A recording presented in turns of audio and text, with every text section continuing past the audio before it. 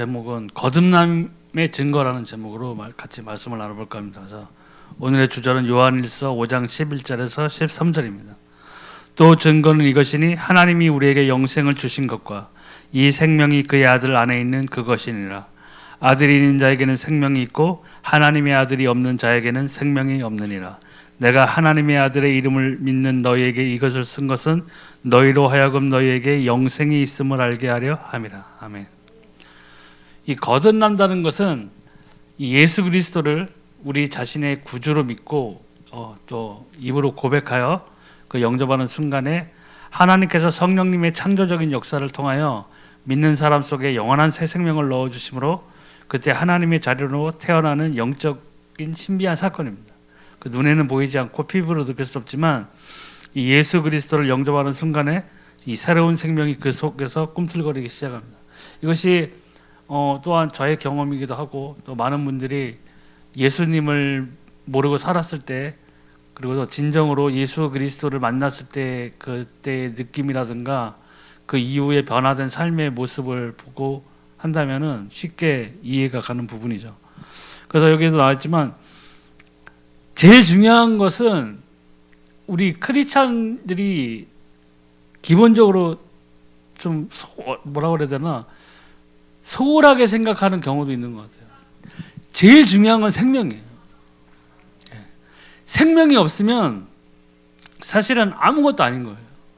근데 우리는 이 정말 소중한 생명을 갖고 있는데 우리가 받았어요. 이 예수 그리스도를 통해서 그분의 대속하심으로 우리가 분명히 받았던 얘기죠. 근데 받았는데 이거는 얼마나 소중한지는 생각지 못하면서 자꾸 다른 거를 찾는다는 거예요. 그렇기 때문에 신앙생활이 힘들어질 수밖에 없어요. 다른 것을 찾는 것도 어수선한데 거기에다가 이제 세상적인 생각이 이제 결합이 된단 말이에요. 그러니까 이제 난 예수를 믿고 난 교회도 잘 다니고 나는 뭐 주일성도 잘하고 목사님 사모님한테 칭찬도 받는 사람이고 옆에 있는 성도들도 나를 위해서 기도해주고 뭐 축복받으라고 하는데 정작 내가 받는 거는 세상적으로는 없는 것 같단 말이죠. 그러니까 정말 중요한 이 생명은 모르는 거예요. 잊고 살아가는 거예요. 생명이 있어야 뭐가 되잖아요. 예. 근데 정작 가장 중요한 이 생명이 우리에게 있다는 얘기죠. 예. 그래서 이 거듭난다는 것이 굉장히 중요한데 이 거듭남의 결과는 첫 번째로 뭐냐? 새로운 생명이 생기는 거예요. 내가 진실로 진실로 너에게 이르노니 내 말을 듣고 또 나 보내신 이를 믿는 자는 영생을 얻었고 심판에 이르지 아니하나니 사망에서 생명으로 옮겼느니라. 아멘. 요한복음 5장 24절에 나오는 말씀이죠. 우리가 진심으로 이 주 예수 그리스도가 우리를 위하여 대속하시고 우리를 위해서 피 흘리시고 우리의 생명을 위해서 대속물로 나오신 정말 창세기 3장에 나와 있는 그 여인의 후손 메시아 구세주로 우리가 영접을 하였다면은 분명히 우리 안에 생명이 있어요. 나중에 준다고 하지 않으셨거든요. 영생을 우리가 이미 얻은 사람들이에요. 단지 우리는 이 육신에 거하기 때문에 그것을 보여지지 않을 뿐이지 분명히 우리에게는 이 생명이 있어요.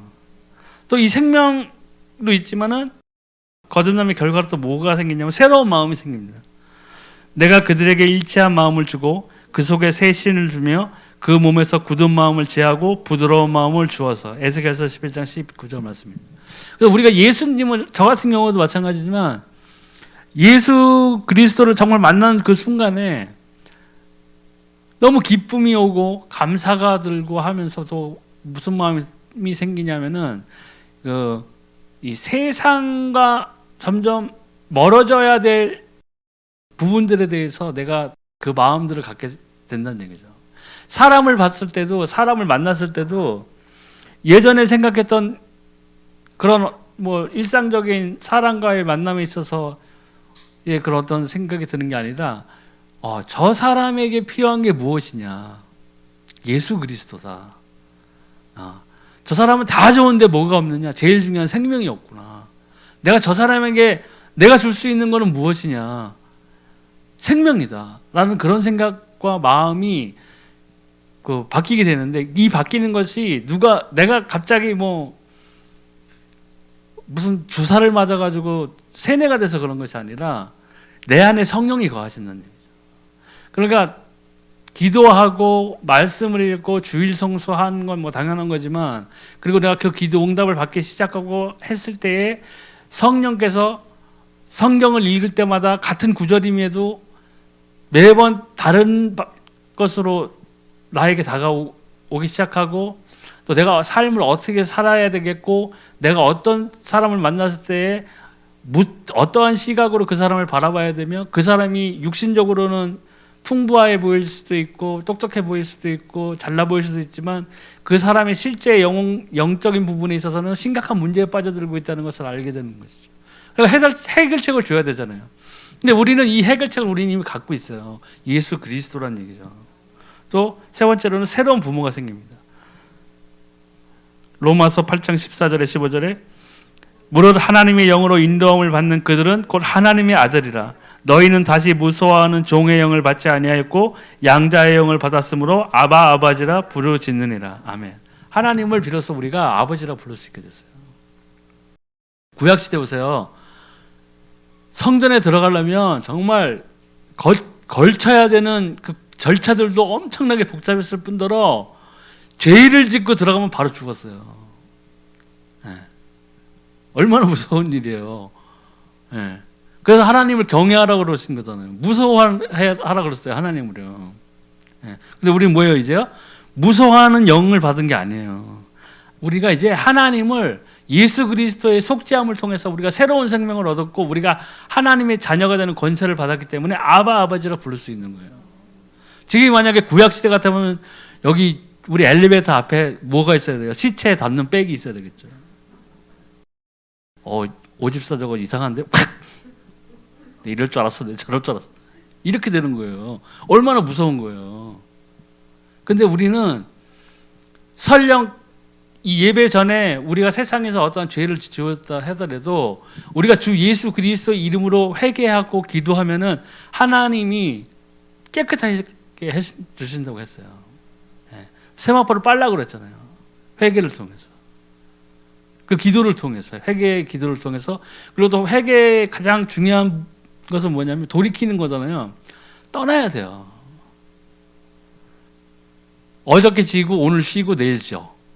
그게 떠난 거예요? 아니잖아요.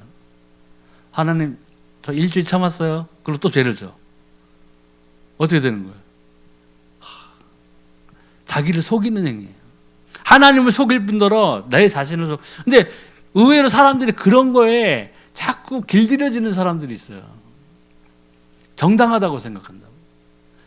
그러면서 기도응답이 없다고 푸냐면 당연히 기도응답이 없을 수밖에 없는 거예요. 왜 저 성당에 다니는 사람, 많은 사람들이 저렇게 자유로울까요? 고해성사 한 번이면 끝난다고 생각하잖아요. 오만 짓을 다 해도 고해성사 한 번이면 다 용서받는다고 생각하거든요. 얼마나 편리한 거예요. 그러니까 천주교가 그런 거를 굉장히 잘 이용하는 것 같아요. 사람들에게 다가설 때 뭐 제사 지내도 되고 뭐 해도 되고 뭐 술 마셔도 되고 뭐 담배 펴도 되고 뭔 짓을 해도 그냥 일단 신부한테 고해성사하면 한 번이면 끝이니까 얼마나 편리한 거예요. 완전히 종교적인 것으로 바뀌어졌어요. 근데 우리는 누님이 얘기하지만 종교가 아니에요. 살아계신 하나님을 우리 믿는 사람들, 생명을 받은 사람들. 또 새로운 형제가 생깁니다. 모든 형제도 너희에게 문안하니 너희는 거룩하게 입맞춤으로 서로 문안하라. 아멘. 고린도전서 16장 20절. 그러니까 교회 안에 있는 모든 형제 자매들이 우리의 형제인 거예요. 우리가 결국에는 하나님, 예수님이 휴가되시고 오실 때에는 우리가 남녀 성별 구분 없이 뭐가 돼요? 그리스도의 신부가 되는 거예요. 하나님의 신부가 되는 거예요. 젠더가 바뀌는 게 아니라 남자가 다 여자로 변화해서 예수님을 만나는 게 아니라 우리가 영적으로 우리의 그때 한번 우리 그 목사님이 준비해 주셨던 영상 보셨잖아요. 갈릴리 혼인잔치. 너무너무 그걸 보고 들으니까 그 예수님이 말씀하실 혼인의 그다음 휴거에 대한 비유, 숨겨진 비유들이 딱딱 맞아 떨어지더라고요. 우리의 거처를 위해 올라가셨잖아요. 그리고 그 거처가 예비되면 뭐라고 하셨어요? 약속하셨어요. 내가 다시 데리러 오겠다 그러셨죠. 근데 그날과 그 시는 뭐예요? 아버지만 알 수 있어요. 갈릴리의 전통처럼. 너무 눈에 딱 띄게 되더라고요. 그와 마찬가지예요. 우리가 그리스도 안에서 한 형제가 되는 거예요. 우리의 문화적인 방식이나 이런 사고로 억지로 주장해서 형제가 되는 것이 아니라 생명을 통해서 한 생명을 우리가 받은 거예요. 첫사람 아담으로 인해서 범죄가 들어왔다고 그래요. 죄가 들어왔죠. 마지막 사람 뭐예요? 예수 그리스도 통해서 생명이 들어온 거예요. 복음이 들어오는 거예요. 예. 또 우리가 새로운 피조물이 되죠. 그런즉 누구든지 그리스도 안에 있으면 새로운 피조물이라. 이전 것은 지나갔으니 보라 새 것이 되었도다. 아멘. 고린도서 5장 17절 맞습니다. 새로운 피조물이 되는 거예요.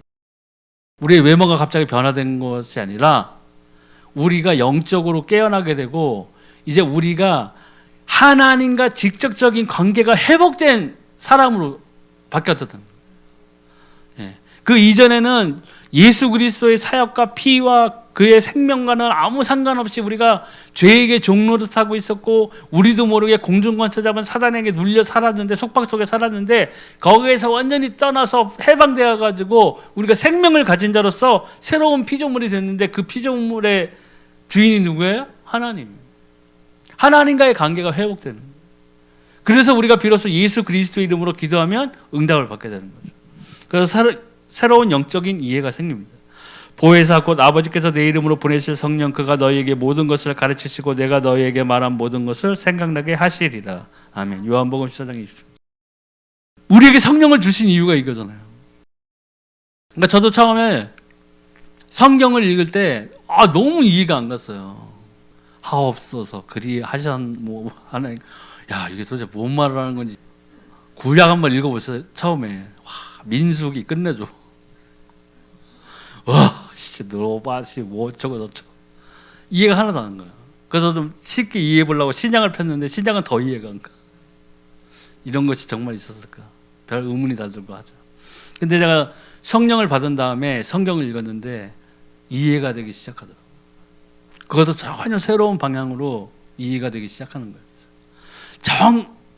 생각이 안 나는 구절이, 이해가 안 가는 구절이 있으면 정말 버스 말씀드렸잖아요. 뒤에 앉아 있는데 앞에 좌석의 뒷면에 스크린이 하나 딱 떠가지고 칠판이 나와서 손이 분필인가 펜을 들고 내가 읽었던 구절을 딱 써면서 풀이를 해주는 그런 것까지 보여줬어요. 눈물이 막 나는데 정말 옆에 있는 사람들이 너무 많아서 쪽팔려서 내가 울지를 못했는데 그 정도예요. 가르쳐 주신다고.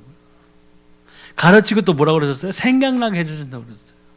그러니까 어떠한 상황에서 내가 결단을 내려야 될 때든가 심지어는 내가 이 죄를 져야 돼 말아야 될 때에도 하나님은 말씀을 떠오르게 하십니다. 근데 문제는 뭐냐? 사단도 충동질을 같이 해버려요. 그러니까 말씀을 잠깐 뒤로 젖히고 충동에 따라가면 죄를 짓게 되겠죠. 저는 그래서 옛날에 그 카인과 아벨 있죠. 그걸 이해하게 되더라고요. 네 죄가 뭐라고 그랬어요? 너를 넘어뜨리려고 있지만 네가 그 죄에서 벗어나라고 그랬죠. 죄는 눈에 보이지 않죠. 욕심도 눈에 보이지 않아요. 근데 그것들이 항상 우리에게 도전한다. 도전도 여러 도전이 있잖아요. 좋은 도전이 있고 나쁜 도전이 있는데 그 나쁜 도전을 자꾸 받는 거예요. 그렇다고 또 내가 너무 특별해서 이런 도전이 오나? 이런 생각하면 큰일 나는 거예요. 그래서 아무튼 이 새로운 영적인 이해가 생기는데 그 이해가 생기는 이유는 뭐냐? 하나님과의 관계가 더 친밀해져요. 내가 더 예수 그리스도를 누리기 위해서, 내가 더 한 발짝이라도 더 예수 그리스도께 다가가기 위해서, 임마누엘 하나님의 복을 누리기 위해서, 하나님과 동행하는 복이 있어야 된다. 네. 그래서 또 새로운 도덕적인 경향이 생깁니다. 너희가 그의 의로우신 줄을 알면 의를 행하는 자마다 그에게서 난 줄을 알리라. 요한일서 2장 29절입니다. 의를 행하게 돼 있어요. 그러니까 설사 나쁜 사람을 괴롭히는 직업을 갖고 있는데 예수님을 만났는데 용기 백백해서 영생을 얻었으니 나는 더욱더 이 일에 정진하리라 하면은 큰일 나는 거죠. 도둑질을 하는 사람이 매일 기도하면서 잡히지 않게 해달라고 기도하면서 도둑질을 한다고 생각해 보세요. 말도 안 되는 얘기잖아요. 그런데 이 도덕적인 경향이 자발적인 거라는 거죠. 마음에서 우러나오는 거라. 네. 마음에서 뭐 우러나와야 돼요. 자꾸 바뀌어야 돼요. 저도 그때 아주 친한 친구들이 있었는데 고등학교 때부터 죽고 못 사는 그런 친구들이었어요. 근데 예수님을 믿고 나니까 얘네들을 만나기는 만나는데 자꾸 놀리네. 네? 교회 갔다 왔다 그러면은 옆에 있는 놈이 나 만나러 갔다 왔냐? 그것도 그 옆에 있는 놈이 그럼 너 내 아들이야? 이런다고. 그런 게 굉장히 듣기 싫었거든요. 근데 그래서 끊었어요. 네, 그 친구들을 한동안 안 만났죠. 지금은 뭐 전혀 안 만나고 있지만 그러한 것들이 자꾸 생긴다고. 도전이 생기고 내가 금해야 될 것들, 그 다음에 내가 결국에는 내가 어디에 소속되어 있는가를 알게 돼요. 하나님과 나의 사이가 이제 끊어질래야 끊어질 수 없는 관계인 것을 인지하게 된다는 거죠. 인정하게 돼요. 하나님이 사심을 인정하게 되죠. 내 형편을 보면은 안 살아있는 것 같고, 내 상황을 보면은 하나님은 나를 외면하고 계신 것 같아 보이는데, 하나님이 살아계신 것과 예수 그리스도께서 우리를 위하여 대속하시고 나에게 생명을 주신 것에 대한 것은 절대로 부인할 수가 없다는 거예요. 네. 분명히 살아계시니까. 그래서 8번째로 보면 나의 이름이 천국 호적에 기록이 됩니다. 이기는 자는 이와 같이 흰 옷을 입을 것이요 내가 그 이름을 생명책에서 반드시 흐리지 아니하고 그 이름을 내 아버지 아까 그 천사들 앞에서 시인하리라. 아멘. 계시록 3장 5절에 있는 거죠. 예. 우리의 이름이 뭐예요? 생명록에 있어요. 예. 우리가 죽은 다음에 하나님의 나라에 올라가서 명찰 달아놓고 딱 적는 게 아니라는 얘기죠. 김범석, 오케이. 무슨 김씨야? 김영김 씨인가? 이게 아니라는 얘기죠. 우리가 시인하는 순간에 천국에서 잔치가 열린다고 그랬죠. 천국에 잔치가 열린다고 그랬잖아요.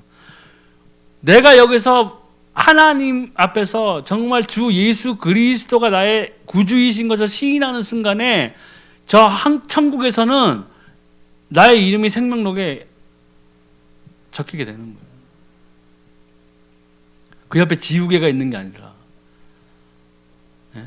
2021년 3월 21일 오후 3시 약간 지움, 이름 3글자 중 2글자 지움, 딱 15일 약간 회복, 마지막 자 한자 지워졌음. 이게 계속 반복되고 하는 게 아니라는 얘기죠. 우리의 이름이 누구 때문에 새겨지는 거죠? 예수 그리스도 때문에 새겨지는 거예요. 내가 뭘 해서가 아니라 하나님께서 인간으로서는 도저히 할 수가 없다는 것을 이미 아담과 하와 둘이 있을 때 아셨기 때문에 여인의 후손이 올 것이라는 것을 예언해 주셨고 그 하나님의 언약 그대로 예수 그리스도께서 이 땅에 오신 거라고요. 이게 매일 지워지고 써지고 했다면은 예수님이 십자가에 2000번을 박혔다가 다시 올라갔다 하셨을 거예요. 근데 뭐예요? 한 번 박히시고 한 번의 피 흘리심으로 뭐라 하셨어요?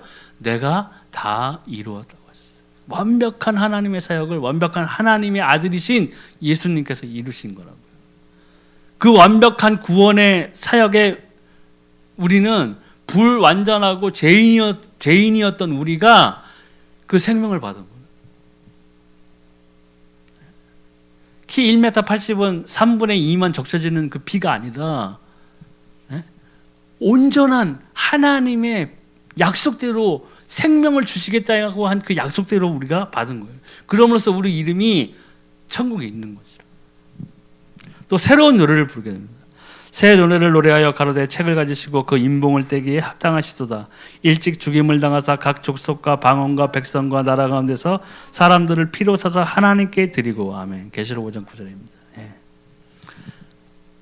우리가 이제 천국에 올라가면은 또 천국에서 우리가 하는 그 찬양이나 이런 것보다 더 새로운 것들을 보게 되겠죠. 예. 그리고 우리가 여기도 나왔지만 각 족속과 방언과 백성과 나라 가운데서 사람들을 피로 사서 하나님께 드리시고, 분명히 예수 그리스도의 사역이 분명히 여기 나와 있어요. 예수님 피 흘리심으로써 예수 그리스도를 시인하는 사람들은 다 구원을 받게 되어 있는 거예요. 당연히 기쁨으로 새 노래를 부를 수밖에 없겠죠. 구원받았는데 안 기쁠 것 같으세요? 저는 가끔 생각을 해봐요. 과연 내가 정말 천국에 가서 정말 예수님을 만났을 때 정말 구원을 받은 그 기쁨이, 여기에서는 그냥 솔직히 첫 그 사랑이라고 해야 되나요? 죄를 벗어나서 내가 구원을 받았다는 그 기쁨, 충만함이 분명히 있었어요. 예, 성령 체험을 하고 세례를 받고 예배 시간은 그 1시간 넘는 그 시간 내내 눈물 콧물 질질 짜면서 막 눈에서는 눈물 흐르고 콧물 흐르는데 마음 기쁜 거예요. 너무 속 시원한 거예요. 그런 거였는데 정말 내가 이 육체를 떠나서 하나님 앞에 섰을 때, 그래가 과연 예수님 만나면 내가 뭘 먼저 물어볼까 이런 생각도 했었거든요. 우리 엄마 어디 있어 이럴 것 같은 막 생각도 들고 했는데 그게 아니에요. 정말 내가 예수님 만나면 아무 말도 못할 것 같아요. 너무나 감사하기 때문에. 우리가 그 생명을 갖고 있어요. 그리고 우리는 새 노래를 부르게 되는 거예요. 천국에서.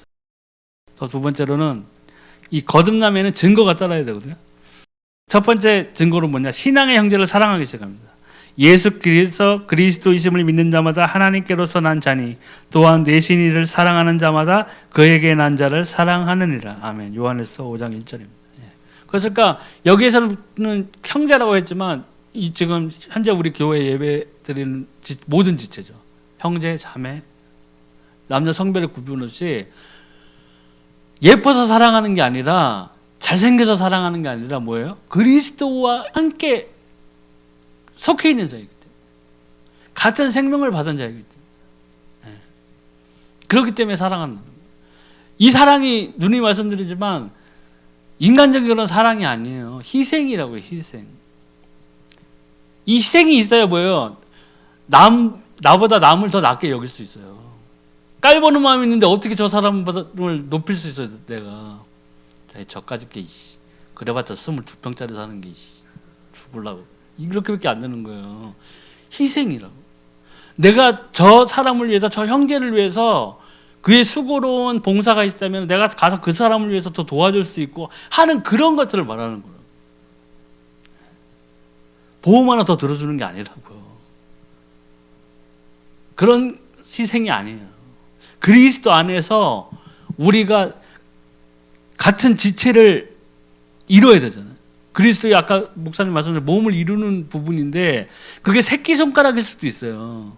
내가 하는 분량이, 내가 하는 기능이 새끼손가락일 수도 있고 눈썹일 수도 있고 머리카락일 수도 있어요. 왼팔일 수도 있고 오른팔일 수도 있다고요. 네. 그런데 제가 작년에 발목 부러져봐서 알잖아요. 복숭아뼈 딱 일자로 부러졌거든요.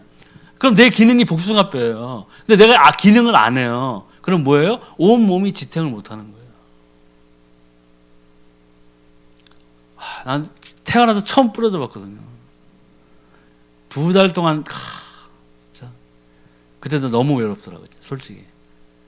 야, 장가 가야 되겠다. 노인들이 왜 고독 사는지 내가 이유를 알겠다.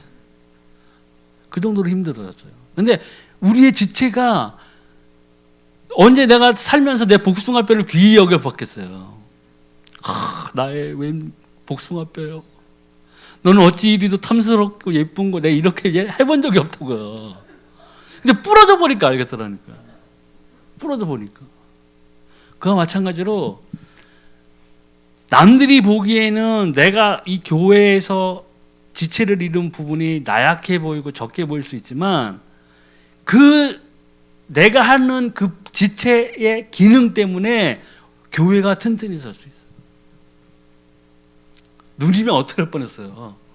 누님이 어떻게 할 뻔했어. 하나님한테 감사해요.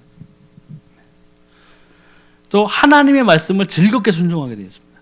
우리가 하나님을 사랑하고 그의 계명들을 지킬 때에 이로써 우리가 하나님의 자녀 사랑하는 줄을 아느니라. 하나님을 사랑하는 것은 이것이니 우리가 그의 계명들을 지키는 것이라. 그의 계명들은 무거운 것이 아니로다. 아멘. 요한일서 5장 2절에서 3절입니다. 우리가 구약의 계명을 지키려고 하면은 엄청나게 힘들어요. 짐으로 다가오게 돼 있어요. 근데 우리가 이 그리스도 안에서 이 복음을 통해서 말씀에 순종하고 내가 내 안에 계신 성령님의 가르치심대로 인도하심대로 살아가야 되겠다는 생각을 가지고 실천한다면은 그때에는 쉬워지는 거예요. 왜요? 그때는 성령께서 나를 지도하시기 때문이에요. 죄를 질래야 죄를 짓고 싶어하는 그런 마음조차 들지 않는다고요. 하나님의 온전한 뜻대로 살기 위해서 기도하고 말씀 읽고 한다 보면 당연히 성령의 인도는 받을 수밖에 없기 때문에 그제서야 우리가 즐겁게 순종하고 따르는 것에 대한 기쁨, 열매들을 우리가 알 수 있다는 거죠. 그리고 또 제일 중요한 것 중에 하나가 세 번째, 구원의 확신이 생겨요. 이는 물과 피로 임하신 자니 곧 예수 그리스도시라. 물로만 아니요 물과 피로 임하셨고 증거하는 이는 성령이시니 성령은 진리니라. 증거하는 이가 셋이니 성령과 물과 피라. 또한 이 셋이 합하여 하나이니라. 만일 우리가 사람들의 증거를 받을진대 하나님의 증거는 더욱 크도다. 하나님의 증거는 이것이니 그 아들에 관하여 증거하신 것이니라. 하나님의 아들을 믿는 자는 자기 안에 증거가 있고 하나님을 믿지 아니하는 자는 하나님을 거짓말하는 자로 만드나니 이는 하나님께서 그 아들에 관하여 증거하신 증거를 믿지 아니하였습니다. 또 증거는 이것이니 하나님이 우리에게 영생을 주신 것과 이 생명이 그의 아들 안에 있는 그것이니라. 아들이 있는 자에게는 생명이 있고 하나님의 아들이 없는 자에게는 생명이 없느니라. 내가 하나님의 아들의 이름을 믿는 너에게 이것을 쓴 것은 너희로 하여금 너희에게 영생이 있음을 알게 하려 함이라. 아멘. 요한일서 5장 6절에서 13절. 여기서 반복해서 나오죠. 생명이에요. 내가 가진 이것이 영생, 영원한 생명을 내가 갖고 있다는 것에 대해서 우리가 확신이 없다면은 계속 넘어지게 돼 있어요. 그러니까 뭐 구원파라는 것도 나오고 그랬잖아요. 구원 받으셨어요? 네. 몇 년도 몇 월 며칠 몇 시 몇 분이에요. 막 연역한 사람들은 헷갈린다고. 가을이었나? 그럼 막 계속 공격하거든요. 아니 그 구원받은 것도 모르면서 구원받았다고 잘 모르겠는데 어리버리하게 된다고요. 근데 공격받게 된다고요. 한마디로 다른 것들에 대해서 계속 세상에 대해서 공격을 받고 나 자신도 반문하게 돼 있어요. 나 자신에 대해서 나 구원받은 거 맞나? 교회 나가면 다 구원받았다고 하는 것 같은데 나 모르겠네 잘. 그렇게 된다고. 사단이 제일 좋아하는 거예요. 흔들리는 거. 구원은 그러니까 잘못 생각했어요. 구원은 내가 뭘 해서 받는 게 아니라니까요. 종교는 내가 뭘 해서 108번 절을 하고 뭐 돌탑을 200번 돌고 해야 뭐를 얻지만 복음은 하나님이 다 해놓으신 거예요. 왜요? 인간이 할 수 없는 걸 알았으니까. 그것도 창세 때 단 둘이 있을 때 리셋하지 아니하시고 다시 흙 빚어 이게 아니라 여인의 후손을 거는 구원의 언약을 주셨던 거예요. 그 언약 그대로 예수님은 이 땅에 오셨어요. 피 흘리셨고 부활하시고 생명으로 왜 부활하셨어요? 사망을 이기게 됐어요. 성경에 나와 있죠. 사망아 너희 쏘는 것이 어딨냐. 이기셨다. 마귀의 일을 멸하러 오셨어요. 그리고 약속대로 천국으로 올라갔어요. 하늘을 승천하셨어요. 이제 오실 겁니다. 여기서 흔들리면 안 된다는 거예요.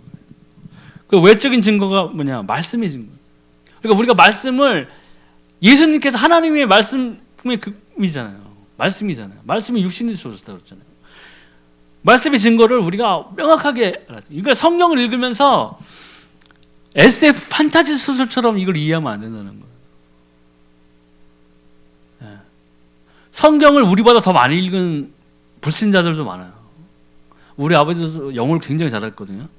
굉장히 똑똑한 사람이었는데 고등학교 때 영어 성경으로 공부를 했다고 그러더라고요. 성경을 굉장히 잘 알아요. 머리가 좋으니까 영어 막 글씨도 엄청 잘 썼어요. 근데 우리 엄마 그 글씨에 속아서 결혼을 했거든요. 불행의 씨앗이. 하나님이 주신 것 외에는 다 엉뚱하게 쓸 수밖에 없어요. 보세요. 외적인 이 말씀의 증거가 우리에게 있어야 돼요. 근데 이 말씀의 증거를 우리가 얻으려면 이 말씀을 기도해야 되거든요. 그러려면 말씀을 읽을 수밖에 없다고요. 남들을 통해서 듣는 것도 좋지만 내가 직접 봐야 돼요. 또 내적인 증거가 있죠. 성령님의 증거가 있어요. 성령께서 내 안에 분명히 계신다고요. 방언 받을 때 너무 좋았어요. 정말 3박 그때 금요철야 때 저 산에 가서 그때 우리 청년부 여름이었어요. 삼각산에 올라가서 금요 거기서 받았는데 2주 동안 예비기도 하고 받았거든요. 너무나 방언을 하고 싶어가지고 기도 오래 하고 싶어서 막 이게 없어질까봐 금요 철야 끝나고 토요일, 일요일, 금토일을 교회에서 밤을 새서 기도한 거예요. 목이 막 다 쳤어요. 그냥 3일째 기도하는데 일요일 날 얼마나 크게 소리 지르는 목이 막 월요일 날 출근했는데 매장 다닐 때인데 손님 들어오는데 막 방언이 막 나오는 거야. 아랄랄랄 다 도망가고. 근데 사장이 우리 사촌 매형이었으니까 안 잘렸는데 같은 크리스찬들이야. 근데 이렇듯이 나 스스로가 기쁜 거예요. 처음에는. 와, 정말 성령님 나와 함께 계셔. 성령님과 나와 함께 하시는 거 기쁜 이유 중에 하나가 또 뭐냐면 성경 그대로 보혜사 성령이 나오신 거잖아요. 내게 오신 거라고요. 네. 그리고 이 성령님이 나를 가르치시고 인도하시는 언제까지? 나의 생애 끝날까지 최소한. 내 생에 예수님이 안 오신다면 내 생애 끝날까지. 더 크게 보아서는 이 세상 끝날까지 함께 하십니다. 또 그렇기 때문에 기도응답에 대한 확신이 생깁니다. 그를 향하여 우리 가진 바 담대한 것이 이것이니 그의 뜻대로 무엇을 구하면 들으심이라. 우리가 무엇이든지 구하는 바를 들으시는 줄을 안즉 우리가 그렇게 그에게 구한 그것을 얻는 줄을 또한 아느니라. 아멘. 요한일서 5장 14절 15절. 기도응답에 대한 확신이 생깁니다. 근데 우리 중요한 게 여기 앞에 요거를 잘 봐야 돼요. 성경은 항상 앞쪽을 먼저 잘 보고 뒤에 걸 해결해야 되거든요. 그의 뜻대로 무엇을 구하면 들으십니다. 근데 뒤에 이 앞에는 싹 잘라먹고 우리가 무엇이든지 구하는 바를 들으시는 줄을 안즉 우리가 그에게 구한 그것을 얻은 줄을 또한 아느냐. 요것만 붙잡는 사람들이 있다는 얘기죠. 앞에 건 딱 잘라먹고 그의 뜻대로예요. 하나님의 뜻대로예요. 그래서 하나님 그 성경에 나와 있잖아요. 너희가 먼저 그의 나라와 의를 구하라. 그리하면 너희에게 뭐 다 더해 주신다. 우리는 항상 이걸 다 잘라먹죠. 크리스찬 자영업에 한 90%가 걸어놓고 있는 게 뭐예요? 내 시작은 미약하였으나 내 나중은 심히 창대하리라. 폐업하는 날 쪽팔려가지고 먼저 뛰어서 집에 갖다 놓고. 이게 앞에를 안 해서 그래요. 우리 분명 기도응답이 와요. 저도 처음에는 입만 열면 기도하면 정말 하나님이 기도응답 주셨어요. 네. 지금 희미해져서 그게 탈인데 이제 반성해야 됩니다. 근데 기도응답이 온다고요. 근데 뭐예요? 그의 뜻대로. 그의 뜻대로. 내가 더 잘 살라고 하는 것이 아니라 하나님 전도하는 이 현장에 있어서 내가 사람들에게 물질적으로 사람들에게 도움을 주고 싶습니다 하는 그런 기도와, 그죠? 그 마음의 동기와 하나님 폼나게 살고 싶어요. 진짜 하나님 왜 이러세요 진짜? 뭐 강남은 장로들만 사는 데입니까? 저는 꼭 백석읍에서 살아야 됩니까? 하나님 이렇게 되는 게 아니라는 거죠. 그렇게 기도해 보세요. 되나? 안 돼요. 또 이것도 더 중요한데 깨끗하고 거룩한 삶을 살려. 그러니까 우리는 죄에서 빨리 벗어나야 돼요. 하나님께로서 난 자마다 범죄치 아니하는 줄을 우리가 아노라. 하나님께로서 나신 저를 지키심에 악한 자가 저를 만지지도 못하느니라. 요한일서 5장 18절입니다. 깨끗하고 거룩한 삶을 살아야 되는 구체적인 이유 중에 하나는 하나님이 죄를 싫어하시기 때문에. 근데 죄를 싫어하는 것도 문제인데 내게 죄가 있으면은 내가 아무리 하나님께 더 다가서려 해도 하나님이 그 기도를 듣지 않으신다는 거예요. 사람들이 모르는 하나님과 나만이 알고 있는 은밀한 죄가 있어요. 그거를 자기가 빨리 캐치해야 돼요. 거기 떠나야 돼요. 아브라함이 본토 아비집을 떠난 것처럼 우리 신앙인들은 생각해야 되는 게 죄는 망토가 아니에요. 죄는 걸치는 게 아니라고요. 옷이 아니에요. 떠나야 돼요.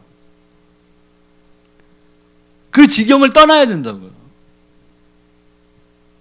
아브라함이 말은 딱 듣고 네 아멘 하고 계속 거기 본토 아비집에 있었으면 아브라함이 어떻게 복의 근원이 됐겠어요. 하나님 그만 좀 얘기하세요. 그만 좀 얘기하세요. 저 아비집 떠날게요. 이사 갔어요. 그걸 옆 동네로 탁 가서 만약 있었다고 생각해 보세요. 아니잖아요. 첫 발도 중요하고 우리는 행동으로 옮겨야 돼요. 죄를 떠나야 돼요. 깨끗하고 거룩한 삶을 살려가는 것이 뭐냐? 죄를 떠나는 거예요. 매일 샤워 10번 하는 게 아니라 죄에서 떠나야 된다. 그만큼 하나님은 죄를 싫어하세요. 계시록에 나오죠. 세마포가 뭐를 의미한다고 그랬어요? 거룩한 성도들의 삶을.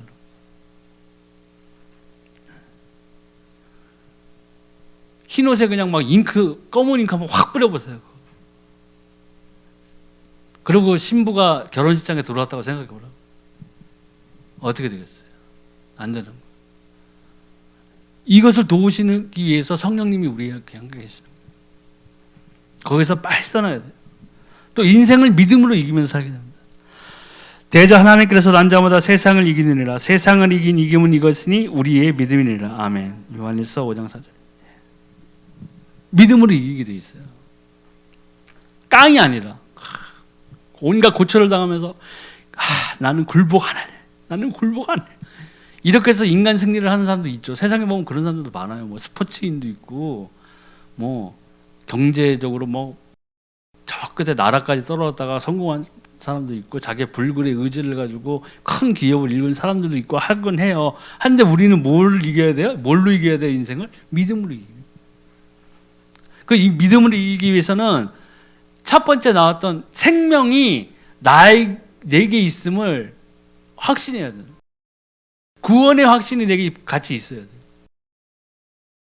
내가 정말 구원받았다는 것을 옆에서 누가 뭐래도 부인할 수 없어요. 그래야 비로소 하늘에서도 예수 그리스도께서 우리를 시인하시는 거예요. 생명책에 적힌 이름을. 우리가 이 믿음으로 이 세상을 이겨나가야 돼요. 또 예수 제일주의로 살게 돼요. 갈라디아서 2장 20절에 내가 그리스도와 함께 십자가에 못 박혔나니 그런즉 이제는 내가 산 것이 아니요 오직 내 안에 그리스도께서 사신 것이라. 이제 내가 육체 가운데 사는 것은 나를 사랑하사 나를 위하여 자기 몸을 버리신 하나님의 아들을 믿는 믿음 안에서 사는 것이니라. 아멘. 바울의 고백이잖아요. 네, 바울의 고백이에요. 이제 우리가 거듭난 자예요. 우리가 콤마 상태에서 40일 혼수 상태에 있다가 깨어난 것이 아니라, 그래서 이제 제2의 인생을 사는 것이 아니라 우리가 세상에 속한 삶을 살다가 이제 그리스도 예수를 통해서 우리가 하나님의 자녀로서의 삶을 사는 거라고. 네. 그렇기 때문에 뭐가 우선순위 돼야 돼요? 예수님. 나의 삶, 하는 여정, 하다못해 직업 선택할 때도 생각하게 되잖아요. 주일을 안 쉬는데 이게 되나? 이런 생각도 하게 된다고요.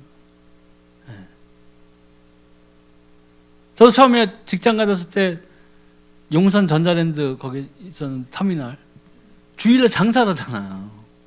굉장히 그게 나한테 압박감으로 다가왔거든요. 나한테 뜨거울 때니까 더. 그러니까 그만두게 됐어요. 한 2달인가? 2달, 석 달 다니다 그만뒀는데, 그 다음에 이제 직업을 놓고 굉장히 고심하고 하다가 제일 먼저 선택한 것이 뭐였어요? 주일 성수, 주일 성수. 그런 가치관도 틀리게 되죠. 이런 것들이 작은 것들이지만 뭐냐? 먼저 그리스도 예수를 생각하는 거예요. 네. 사람을 만나는 관계에 있어서도 그렇고, 네. 이득을 위해서 그 사람을 만나는 것이 아니라, 이 사람에게, 이 사람 정말 예수님 필요한 상황인데, 네. 예수님을 복음을 던져요. 듣든 안 듣든. 그거는 성령님이 하시는 거니까. 나의 역할은 그냥 던지는 거예요. 왜? 내게 생명이 있기 때문에. 근데 하나님이 너무나 대단하신 게 만나는 사람들 중에 많은 퍼센티지의 사람들이 믿게 돼요. 심지어 옆에서 부인이 5년 동안 간절히 막 기도했다고 하는 미술학원 원장의 남편분, 절대로 안 믿는다는 분이 30분 제가 복음을 전했어요. 그랬더니 그분이 당신이 전하는 예수가 정말 그 예수라면은 내가 믿겠다. 사모님이 난리가 났죠. 별거 없었어요. 다른 거 전한 게 아니었어요. 지하 20평짜리 우리 기적교회를 뭘 선전할 게 있었겠어요. 그런 얘기는 안 했어요. 그냥 던졌어요. 예수가 그리스도십니다. 그 배경을 설명해 줬어요. 왜 우리가 예수님을 떠난 삶이 불행한 삶인지. 그분도 연세가 50대 이상 그때 되셨거든요. 세상 풍파 다 겪으신 분이잖아요. 알게 된 거예요. 그래서 우리가 정말 찬송으로만, 찬송가 부를 때만 예수님 사랑해요, 예수님 최고예요, 이게 아니라 내가 삶의 현장에 돌아갔을 때 내가 무엇을 선택하는지에 대해서 한번 곰곰이 생각해 볼 필요가 있어요. 내가 예수님을 먼저 선택하는 것인지, 그리스도 예수께서 가르쳐 주신 그 복음의 말씀대로 내가 먼저 선택을 하는 것인지, 아니면은 내 눈에 보이기 좋은 대로 내가 선택하는 것인지, 내 삶의 이로운가를 먼저 생각하는 것인지에 대해서는 우리가 솔직히 다른 사람한테 자문 구할 필요가 없어요. 내 자신이 먼저 알아요. 이게 어떠한 상황이라는 건지. 내가 다른 것을 포장해서 그래요. 자꾸 핑계를 댄다고요. 핑계는 누가 준다고 그랬어요? 사단이 줘요. 비교하고 핑계는 사단이 주는 거예요. 틀림없어요. 같은 교회에 앉아서 옆에 사람과 자꾸 비교하게 된다. 내가 벌써 성령의 소욕이 쭉 떨어져 가지고 사단이 나에게 속삭이는 타임이 됐다는 것을 스스로 알아야 돼요. 정말 그래요. 우리는 셀프 포장을 버려야 돼요. 죄도 포장해요. 심지어 죄도 그럴듯한 것을 포장해요. 범죄자들 많이 얘기하잖아요. 너무 외로워서 그랬어요. 마약 왜 했어요? 너무 외롭고 무섭고 꿈도 이상한 거 꾸고 별 얘기를 다 하죠. 다 핑계라고. 오죽했으면 우리 속담에 핑계 없는 무덤 없다고 그러잖아요. 그만큼 우리가 예수 그리스도를 위주로 살아가는 것인지, 내 삶이 이 예수 그리스도와 동행하는 것인지, 내 삶이 성령님의 인도를 통해서 순전히 하나님의 나라 가는 그날까지 이 인생이 계속 되어지는 것인지는 내가 잘 판단해야 돼. 나를 속이지 말아야 돼. 자기 자신을 속이지 말아야 된다는 얘기죠. 근데 이런 삶이 하루아침에 되는 것은 아닙니다. 성령께서 역사하심으로 발미암아 점차적으로 변해요. 그래서 성화의 과정이라고 그러죠. 한 번에 변하는 사람도 있어요. 바울도 그렇죠. 다메섹 도상에서 한 번에 변했죠. 확. 하다못해 우리 정말 목사님도 기숙사에서 예수님 만나고 한 번에 뒤집어졌어요. 그러니까 이제 다른 사람들을 보면 답답하신 거예요. 나는 막 하나님 왜 이러니? 근데 여기에 보면은 우리는 성화의 과정을 거치게 돼요. 베드로 보세요. 베드로 얼마나 성격 급하고 막 그런 사람이었어요. 예수님 잡혀갈 때 3번이나 부인하고 했던 그런 사람이었지만, 성령을 받고 예수 그리스도의 사역에 동참하기로 하고 생명을 던지기로 한 그날에는 대제사장들, 그 바리새인들 앞에서 당당하게 내가 이 일의 증인이라고 선포하는 사람이 됐죠. 두려워하지 않았어요. 근데 우리가 성화되는 과정, 그러니까 다른 사람한테 너무 판단하면 안 돼요. 이제 교회 출석한 지 5일 됐는데 좀 불량해 보인다고 그래가지고 교회 품격 떨어지게 저게 장로님한테 얘기해야 되겠다. 이렇게 하면 안 된다는 거죠. 정죄하면 안 돼요. 내 눈에 있는 들보를 먼저 떼어내고 상대방에 있는 눈에 티를 봐요. 변화가 전혀 없다면 자신의 구원을 다시 확인해야 돼요. 이게 뭐냐면, 말로 그냥 예수님 영접하세요 해서 영접하는 사람 중에서 교회 예배 한두 번 나오고 안 나오는 사람들도 있고 그런 사람들도 있어요. 그리고 자기 자신이 어떠한 유익을 위해서 구원 이 영적 기도를 하는 사람들도 있어요. 난 그런 사람도 봤어요. 근데 그런 사람들이 이 영접 후에는요 반드시 열매를 맺기 위한 그 과정이 있어요. 정말 진심으로 영접했다면 당연히 예배는 당연한 거예요. 나올 수밖에 없어요. 제가 예수 그리스도를 확실히 영접한다면요 정말 수요, 새벽, 금요, 철야, 토요, 청년, 주일, 오후, 저녁 예배까지 다 드렸어요. 너무 드리고 싶은 거예요. 그때 우리 교회 개척교회 목사님도 11시 예배가 보통 1시 반에서 2시 이렇게 사모님이 국을 2번 더 피고 막 근데도 지루한 줄 몰랐어요. 처음에 예배 드리는 그 교회에서 그런지 다 그런 줄 알아서 사실은. 근데 나중에 지치게도 되고 힘들게도 되죠. 하지만 구원을 우리가 확실히 받은 자라면은 생명을 받은 자라면 거기에 맞는 합당한 것들이 따라야 돼요. 이런 거 없이 한 번 그냥 예수님 네 아멘 저 예수님 구주로 영접했습니다 하고 1년, 10년, 20년, 30년 단 한 번도 교회 안 가고 예배도 드리지 아니하고 온갖 세상의 풍속에 따라서 살다가 죽었다. 천국 가요? 지옥 가라고. 합당한 열매가 있어야 돼요. 증거가 있어야 될 거 아니에요. 네. 어떻게 한 번 영접하고 한 번도 예배를 안 드리고 사는 건 개판으로 살면서 자기가 구원받다고 생각하는 거예요. 그건 아니라는 얘기죠. 그러니까 우리가 이런 건 잘 전해줘야 돼요.